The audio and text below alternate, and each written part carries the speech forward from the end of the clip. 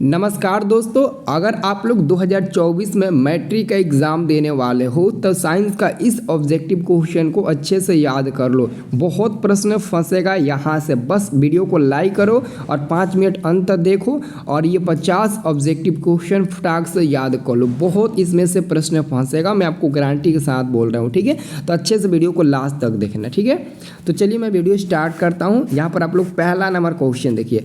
पहला नंबर आपसे क्वेश्चन पूछा गया है कि वास्तविक वस्तु का आभासी प्रतिबिंब बनता है। देखिए इस क्वेश्चन का आंसर देने में बहुत लड़के कंफ्यूज हो जाते हैं और कंफ्यूजन में कोई भी आंसर टिक लगा देते हैं और भगवान भरोसे छोड़ देते हैं, लेकिन इसका सही उत्तर होगा ऑप्शन नंबर ए, समतल दर्पण में। क्योंकि वास्तविक वस्तु का आभासी प्रतिबिंब समतल दर्पण में ही बनता है और आभासी का मतलब हुआ काल्पनिक, और आपको पता है ना कि समतल दर्पण में हमेशा काल्पनिक प्रतिबिंब बनता है, ठीक है। अगला क्वेश्चन है कि डायऑप्टर उस लेंस की क्षमता होती है जिसकी फोकस दूरी, तो याद रखना डायऑप्टर उस लेंस की फोकस दूरी होती है, उस लेंस की क्षमता होती है जिसकी फोकस दूरी 1 मीटर होती है। एक्चुअली में दोस्तों लेंस की क्षमता P बराबर 1/f होता है और ये P हमारा लेंस की क्षमता है जो हमेशा प्रति मीटर के रूप में रहता है, और F क्या है, वो लेंस की फोकस दूरी है जो हमेशा सेंटीमीटर में होता है। लेकिन जब इसको परिभाषित करेंगे तो अगर फोकस दूरी की जगह पर हम मीटर लगा देंगे, 1 मीटर कर देंगे, तो यह प्रति मीटर में बदल जाएगा और प्रति मीटर ही लेंस की क्षमता कहलाता है, ठीक है। तो हमारा आंसर डी नंबर मिलेगा। अगला क्वेश्चन देख सकते हैं। ये क्वेश्चन कह रहा है कि किसी लेंस के बाहर की ओर उभरे 2 गोलीय पृष्ठ हो तो इसे क्या कहेंगे। तो दोस्तों आप लोगों ने अवतल दर्पण उत्तल दर्पण का परिभाषा याद किए होंगे, तो उसमें आप लोगों ने देखे होंगे यहाँ पर 2 तरीके से आप आंसर दे सकते हो। पहला तो 2 उभरे गोलीय पृष्ठ, तो गोलीय जो पृष्ठ होता है वो हमेशा उत्तल लेंस होता है और उत्तल लेंस का हम लोग फिगर ऐसे बनाते हैं जो बाहर की ओर उभरा होता है, बाहर की ओर ऐसे उभरा होता है ना, बाहर की ओर उभरा होता है, ठीक है। तो हम कहेंगे कि हमारा उत्तल लेंस है, ठीक है। अगला क्वेश्चन देखिए। अगला क्वेश्चन है 4 नंबर की कौन रंग जिसका खतरे के सिग्नल में उपयोग होता है। आप लोग देखते होंगे, मार्केट में जाते होंगे या फिर कहीं भी जाते होंगे या फिर एम्बुलेंस में भी देखते होंगे, खतरे के संकेत के रूप में हमेशा लाल रंग का ही प्रयोग किया जाता है। तो हमारा आंसर होगा सी नंबर वाला, लाल रंग का, ठीक है। अगला क्वेश्चन कि प्रकाश के किस रंग के लिए तरंगदैर्घ्य अधिकतम होता है। तरंगदैर्घ्य का मतलब वो वेवलेंथ, और वेवलेंथ सबसे ज़्यादा किसका होता है, तो सबसे ज़्यादा रेड कलर का होता है, यानी कि लाल कलर का वेवलेंथ सबसे ज़्यादा होता है। और अगर लाल कलर का वेवलेंथ ज़्यादा है यानी कि तरंगदैर्घ्य ज़्यादा है तो समझ लेना इसका विचलन बहुत ही कम होगा, इसका विचलन बहुत ही कम होगा, ठीक है। अब देखो अगला क्वेश्चन।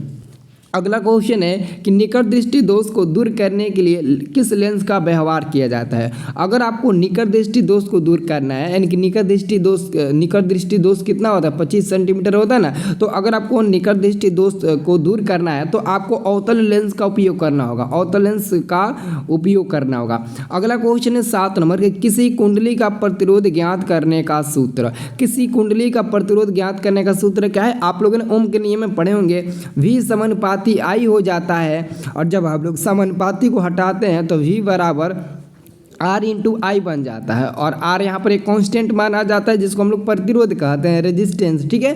तो V बराबर I इंटू आर हो जाएगा। अब देखो कहीं है तो ठीक है, नहीं तो आप R बराबर यहाँ से निकालेंगे तो क्या मिलेगा, V/I भी मिल सकता है, ठीक है।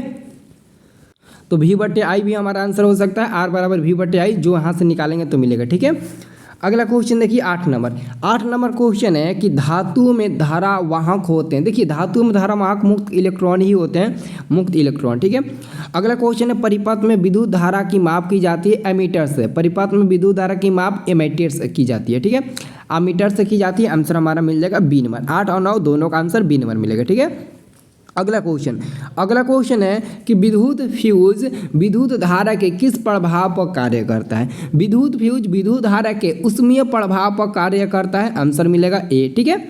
अगला क्वेश्चन है बैटरी से किस प्रकार की धारा प्राप्त होती है। याद रखना बैटरी से हमेशा दिष्ट धारा ही प्राप्त होती है। ऑप्शन में दिया है ए और बी दोनों सी नंबर में, तो बहुत लोग सी नंबर भी टिक लगा देते हैं, लेकिन ध्यानपूर्वक इसको समझना, बैटरी से हमेशा दिष्ट धारा ही प्राप्त होती है। दिष्ट धारा का मतलब हुआ डीसी का मतलब हुआ डायरेक्ट करंट, तो डायरेक्ट करंट की अगर प्राप्ति आपको देखना है तो बैटरी का इस्तेमाल करना होगा, ठीक है।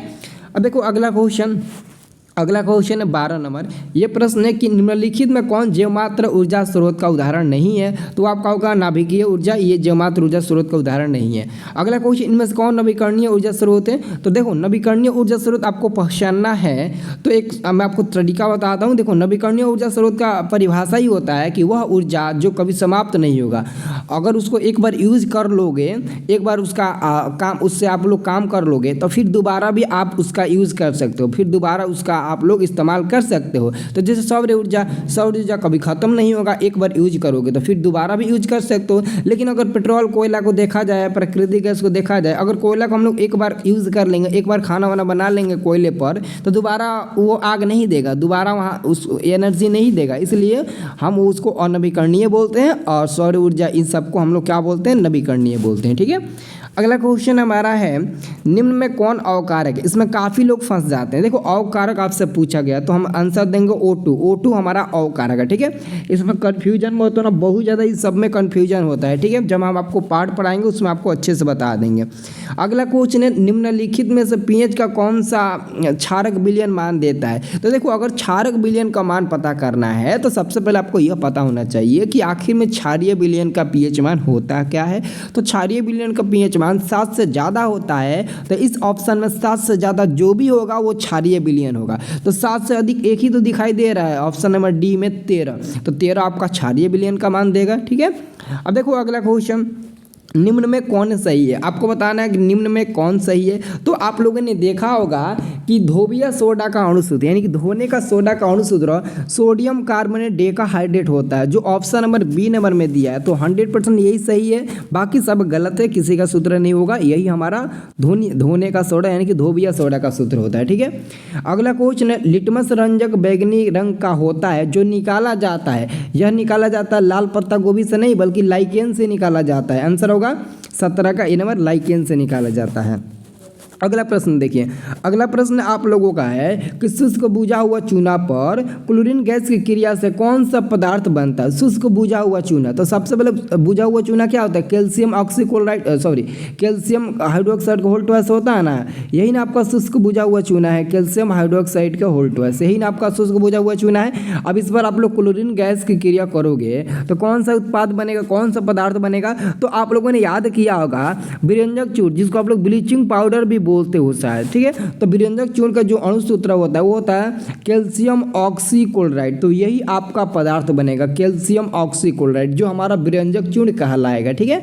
अब देखो अगला क्वेश्चन, सोडियम क्लोराइड का पीएच मान। सोडियम क्लोराइड का पीएच मान देखिए जितना अधिक ले ले वो सोडियम क्लोराइड का पीएच मान कहलाएगा। ठीक है। 14। ठीक है, याद रखना।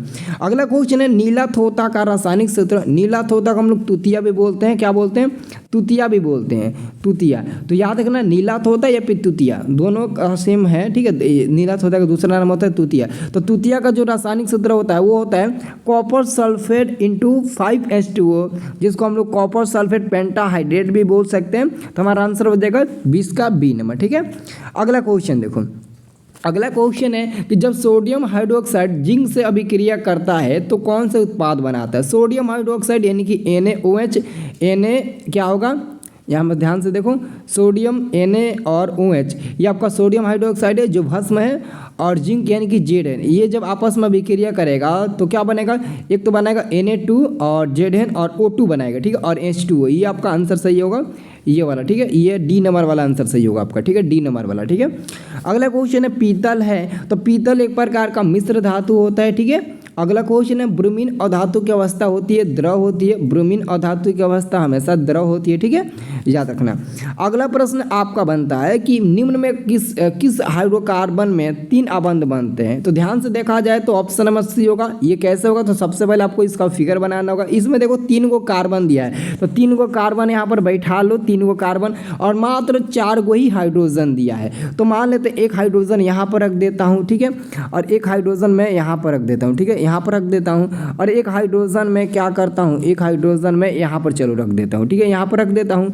अब यहाँ पर आपको देखना है किसमें ट्रिपल बंड बनेगा। ठीक है, तो ये तो इसमें 3 गो है, इसमें 2 गो। अगर यहाँ पर दोस्तों हम ट्रिपल बंड बना दे, यहाँ पर नहीं बनेगा, यहाँ पर नहीं। ठीक है, एक मिनट हम इसको बना देते हैं। ठीक है, देखते हैं हम कहाँ पर रखते हैं। अगर दोस्तों हम यहाँ पर कितना है जी, 4 गुना, हाँ 4 गुना हाइड्रोजन है, 4 गो है हाइड्रोजन, तो एक मान लेते हैं हाइड्रोजन यहाँ पर लगा देते हैं और एक हाइड्रोजन यहाँ पर लगा देते हैं और यहाँ पर डबल बंड कर देता हूँ, ठीक है, और यहाँ पर डबल बंड कर देता हूँ, ठीक है। तो ये 1 2 3 4 हो जाएगा, ठीक है। और 1 मिनट, 1 2 3 4, ये तो संतुष्ट हो गया ना, और 4 गो, और ये भी 4 से संतुष्ट हो गया, ठीक है। तो डबल बंड कर रहे हैं ना, कौन सा बंड कर रहा है, हाइड्रोजन के 3 अबंध बनते हैं ना, 3 अबंध, हाँ इसी का बनेगा। 1 मिनट, मैं इसका फिगर लगता है गलत बना दिया, ठीक है। देखो 3 गो कार्बन होगा, 3 गो कार्बन होगा, ठीक है, और एक यहाँ पर हाइड्रोजन हो जाएगा, एक यहाँ पर हाइड्रोजन हो गया, ठीक है। 2 को तो हाइड्रोजन बैठ गया। अब यहाँ पर अगर हम ट्रिपल बंड कर देते हैं तो ये आपका संतुष्ट हो जाएगा, ठीक है, और ये भी आपका संतुष्ट हो जाएगा। तो एक यहाँ पर हाइड्रोजन डाल देते हैं और एक यहाँ पर हाइड्रोजन डाल देते हैं, 4 गो हाइड्रोजन हो गया, यहाँ पर ट्रिपल बंड बन गया। तो आप कहेंगे यही हमारा सही है, ठीक है। यहाँ पर भी ये भी 4 गो से संतुष्ट हो गया, ये भी 4 गो से और ये भी 4 गो से, ठीक है। बस हमारा आंसर हो गया सी नंबर, ठीक है। अगला क्वेश्चन है कि चीनी का रासायनिक सूत्र, देखो चीनी का रासायनिक सूत्र होता है C12H22O11, ऑप्शन नंबर सी होगा। अगला क्वेश्चन, हीलियम परमाणु के बाहरी कक्षा में कितने इलेक्ट्रॉन होते हैं, मात्र 2 ही होते हैं, हाइड्रोजन H हीलियम 2, ठीक है, यानी कि मात्र 2 ही होते हैं, 1s2 मात्र यही 2 होता है, ठीक है, यही 2 होता है। अगला क्वेश्चन है स्वपोषी पोषण के लिए आवश्यक, देखो स्वपोषी पोषण के आवश्यक क्लोरोफिल भी है, सूर्य प्रकाश भी है, क्लोरोफिल भी है, कार्बन डाइऑक्साइड भी, सब है, तो आंसर होगा डी नंबर, ठीक है। अगला क्वेश्चन है कवक में पोषण की कौन सी विधि है, कवक में पोषण की कौन सी विधि है, तो मृतजीवी हो जाएगा। कवक में पोषण की कौन सी विधि है, तो मृतजीवी, ऑप्शन नंबर बी होगा 28 का, ठीक है। नेक्स्ट प्रश्न देखा जाए कि क्लोरोफिल वर्ण का रंग है, तो क्लोरोफिल वर्ण का रंग हमेशा क्या होता है, हमेशा हरा होता है, ग्रीन कलर का होता है, ठीक है। अगला प्रश्न हमारा है 30 नंबर की पाइरुवेट के विखंडन से यह कार्बन डाइऑक्साइड जल तथा ऊर्जा देता है, यह क्रिया होती है, तो यह क्रिया हमारे माइटोकॉन्ड्रिया में होती है। किस कहाँ पर होती है, तो माइटोकॉन्ड्रिया में होती है, तो हमारा आंसर मिलेगा बी नंबर 30 का, ठीक है, याद रखना। अगला क्वेश्चन हमारा है कि यदि हमारे आहार में आयोडीन की कमी हो तो हमें किस रोग के होने की संभावना है, यदि हमारे आहार में आयोडीन की कमी हो तो हमें किस रोग की होने की आवश्यकता है। देखो जी, घोंघा अथवा ग्वाइटर नामक बीमारी होता है आयोडीन की कमी के कारण, यानी कि नमक की कमी के कारण, तो हम लोग कह सकते हैं यहाँ पर गलगंड और ग्वाइटर और घेंगा, इन तीनों के कारण हमारा मतलब कि इन तीनों के कारण मतलब कि बीमारी हो सकता है। आयोडीन की कमी से ये 3 नामक बीमारी हो सकती है, ग्वाइटर, घेंगा और गलगंड, ठीक है, ये तीनों याद रखें। ये नया शब्द आपको मिल रहा है, इसको याद कर लेना, ठीक है। अगला क्वेश्चन है कि एड्रोजन स्रावित होता है, तो यह आपके वृषण द्वारा स्रावित होता है, ठीक है। अगला क्वेश्चन है कि मनुष्य में ऐच्छिक गतियों का नियंत्रण किसके द्वारा होता है, तो सेरिब्रम के द्वारा होता है, सेरिब्रम के द्वारा, ठीक है, सेरिबेलम नहीं बल्कि सेरिब्रम के द्वारा होता है। नेक्स्ट प्रश्न आपका है 34 नंबर, ये प्रश्न है कि घेंगा किस समुदाय का प्राणी है, तो मोलस्का, घेंगा किस समुदाय का प्राणी है, तो मोलस्का। नेक्स्ट प्रश्न है कि निम्नलिखित में कौन उभयलिंगी जंतु है, तो आपका हो जाएगा केंचुआ उभयलिंगी जंतु है। निम्न में से कौन सा जंतु उभयलिंगी है, तो केंचुआ, आपका राइट आंसर होगा डी नंबर, ठीक है।